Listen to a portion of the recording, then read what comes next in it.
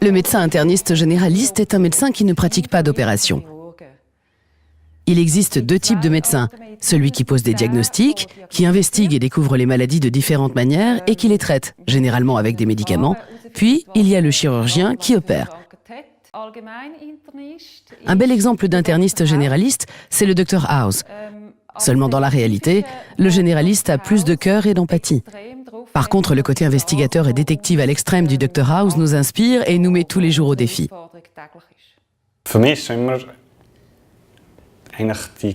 Ce qui m'a toujours fasciné dans la médecine interne générale, c'est sa complexité et la gestion de cette complexité. Pourquoi ? Parce que c'est un peu comme les petites pièces d'une mosaïque. C'est l'assemblage de symptômes singuliers qui donne un sens et crée un tout. Et tout devient évident. Et oui, il n'y a pas de patient dont les souffrances se concentrent uniquement à un seul endroit. C'est pour cela que je me sens bien dans la médecine interne générale.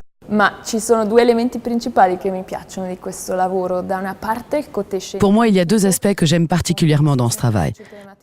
D'une part, le côté scientifique, car j'aime la physiologie et la physiopathologie, la réflexion sur des diagnostics différentiels. Et il y a d'autre part le côté humain.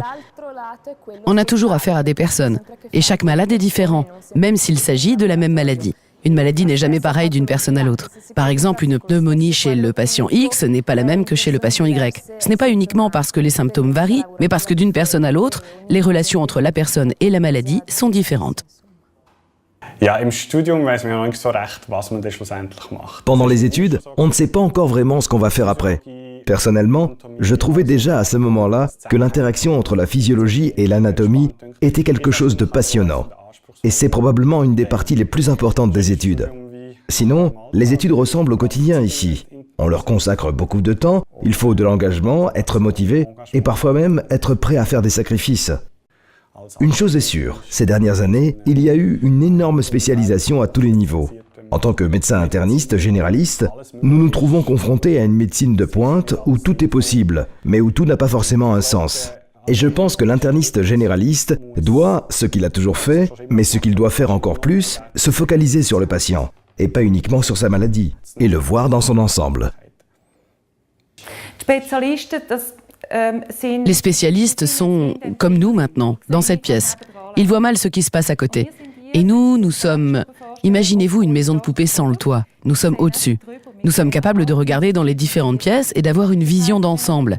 C'est-à-dire que si quelqu'un a mal au ventre et qu'il va voir un chirurgien ou un gastro-entérologue, eh bien ces derniers pourraient se trouver embarrassés s'ils ne trouvent rien d'anormal à l'estomac ou aux intestins.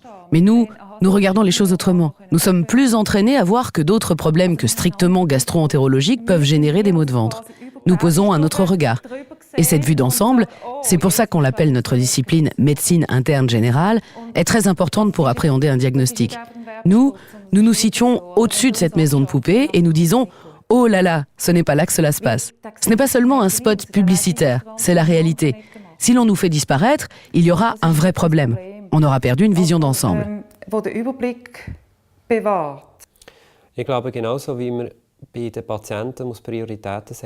Je pense qu'à l'instar des priorités qu'on définit pour nos patients, on doit agir de la même manière dans notre propre vie professionnelle et privée. Personnellement, je fais très attention à maintenir un équilibre. À côté de mon travail, j'ai d'autres activités. Ma vie de famille, par exemple, est quelque chose de très important pour moi. Je suis convaincu que vie de famille et vie professionnelle sont compatibles.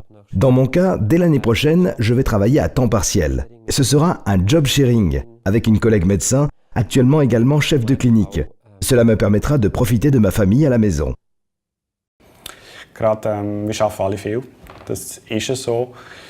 Nous travaillons tous énormément, c'est ainsi. C'est moins une question de temps que d'acceptation de ce qui est important. Quand on aime ce que l'on fait, la work-life balance est un équilibre aussi. Cela reste un défi au quotidien que d'arriver à gérer de manière satisfaisante les amis, la famille et le travail. Mais je crois que dans la médecine interne générale, avec les charges horaires qui diminuent au fil de la carrière, ça ne va pas si mal. Alors après les études et après avoir fait le bon choix du domaine où l'on veut exercer, dans mon cas, c'est la médecine interne générale. On débute en tant que médecin assistant. Cela peut se passer de différentes manières, suivant la direction que l'on a choisie. Soit dans un hôpital de périphérie, soit dans un cabinet. Ou encore, comme chez nous, dans un hôpital universitaire. Là encore, chacun peut évoluer dès le début en fonction de ses propres envies et préférences, que ce soit du côté clinique, enseignement, formation, dans la recherche ou bien vers la médecine de famille. Toutes ces options, nous les proposons ici et en fonction du choix du candidat, on va pouvoir le guider pour la suite. Une des particularités de la médecine interne générale, c'est que cela ne s'arrête jamais. La formation, ou plutôt la formation continue, ne s'arrête jamais. Il y a tellement de possibilités. En fait, ça dépend beaucoup des intérêts de chacun. Que ce soit des techniques comme l'ultrasonographie, les maladies orphelines ou l'infectiologie, on a aussi la possibilité d'approfondir son savoir et de se diriger vers un master. Ou alors, de continuer la formation et la recherche en milieu académique. Ça ne s'arrête jamais et les possibilités sont infinies.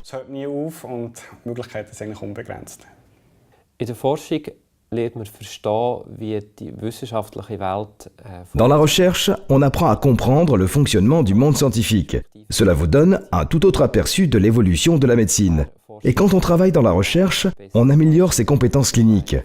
Et, ce qui est encore plus important, on apprend à remettre en question des études publiées et à les réévaluer. Personnellement, la recherche me fascine, comme la recherche clinique en médecine interne générale ou en médecine de famille, car elle met en évidence ce qu'on ne connaît pas encore très bien aujourd'hui. Il existe un graphique intéressant, un triangle avec 1000 patients qui ont 800 différents symptômes. Quelques centaines d'entre eux vont chez le médecin de famille et seulement un des 1000 arrive finalement à l'hôpital universitaire. Et c'est là que la recherche a lieu. C'est pourtant en ambulatoire qu'il y a encore des lacunes à combler en recherche. Ce n'est pas dans un domaine spécialisé, mais dans la médecine vue dans un sens plus large. J'aimerais bien m'investir pour faire progresser la recherche dans ce domaine. Aujourd'hui, nous ne sommes plus les seuls à être conscients de l'importance de la médecine interne générale en Suisse. Tout le monde, même les spécialistes, reconnaissent notre importance pour une prise en charge efficace, globale et économique du patient.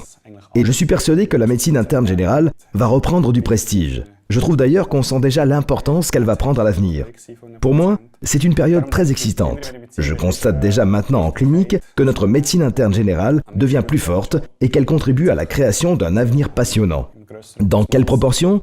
Je dirais aussi grande que les spécialités de la médecine interne elle-même, que ce soit dans la formation de jeunes internistes, dans la recherche académique ou encore dans la médecine de famille, qui nous importe ici tout particulièrement.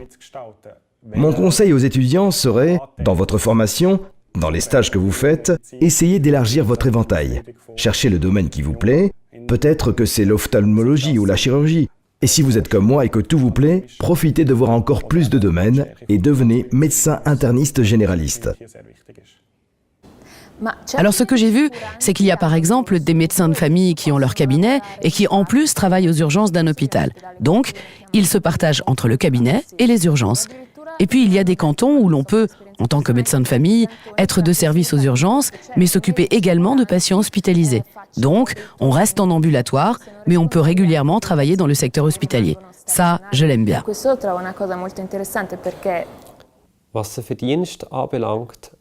En ce qui concerne les salaires, les statistiques démontrent qu'il y a des médecins spécialistes qui gagnent beaucoup plus qu'un médecin généraliste, qu'ils travaillent à l'hôpital ou dans un cabinet. J'en prends note, mais je persiste à dire que nous gagnons bien notre vie. Je trouve d'ailleurs particulièrement important de partager cette notion avec les jeunes et futurs collègues, que le salaire d'un médecin interniste généraliste ou d'un médecin de famille n'est pas un problème. Il faut juste veiller à ce qu'il n'y ait pas plus de mesures d'économie qui doivent être supportées par la médecine interne générale. Je dirais l'amour du détail, avoir de l'intérêt et rechercher la compréhension de l'ensemble. Les petits détails qui forment un tout. Il faut aimer jouer au détective, examiner les patients avec précision, les questionner, essayer d'appréhender le patient dans son entier et de le traiter. Je pense que c'est l'essentiel.